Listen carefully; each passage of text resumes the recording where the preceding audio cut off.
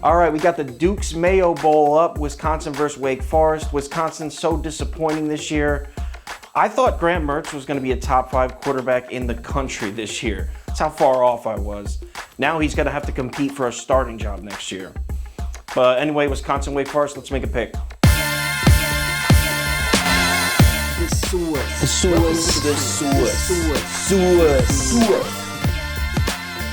All right, this line opened up Wisconsin -6.5, and the initial bets came in.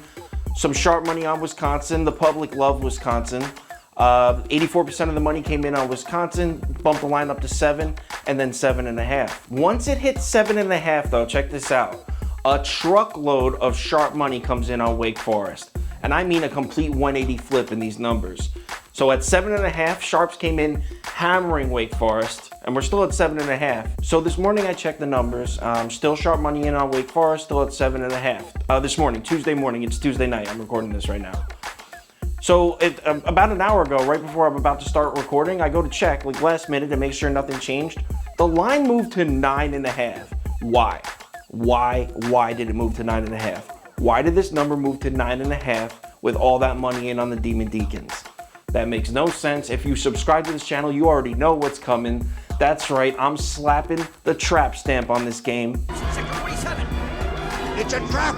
I refuse to fall for your tricks. So how do these two teams match up on the field? Well, I feel like Wisconsin's the better team as far as who's more talented, but they've underperformed all season. They're 12th in the Big Ten in points scored.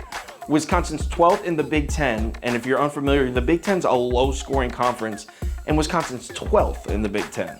The strength of the Badgers is obviously their defense. Their defense has been great this year, but if you're not scoring points, doesn't matter how good your defense is. They're losing games 14-6, 17-7. It was terrible. Their offense was terrible after the second game from then on. So what about Wake Forest? Now, Wake Forest kind of like flew under the radar this year. They had an early loss to NC State. They lost 45-42.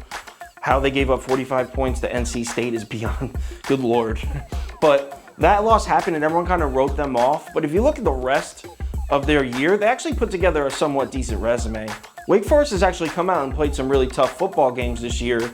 Virginia Tech averaged 240 rushing yards per game on the season. Wake Forest held them to 16 points. They beat Virginia Tech 23-16. That's a nice win. North Carolina, we all know how good they are. They put up 52 points on North Carolina. Bad news is North Carolina scored like 57, so they lost. So Wake Forest isn't nearly as bad as people think. And can we talk turnovers for a second? Do you know that Wake Forest is actually first in the entire nation at turnover margin? They only played 8 games and somehow have a plus 13 turnover margin. This team knows how to force turnovers, which is key because Wisconsin has had turnover problems. They've had problems holding on to the football. Well, what is the pick? Well, like I said, this is a trap game. They bumped it up to 9.5 because they want you to take Wake Forest. They want more money in on Wake Forest, and I don't care. I'm walking into the trap, man. I'm taking the Demon Deacons plus 9.5. This might be a crazy pick, but I got a feeling on this one. I'm not scared of this trap. Look for Ja'Cory Robertson to come out and go off as a receiver for Wake Forest. Wake Forest Demon Deacons plus 9.5 or more if we can get it. Lock it in.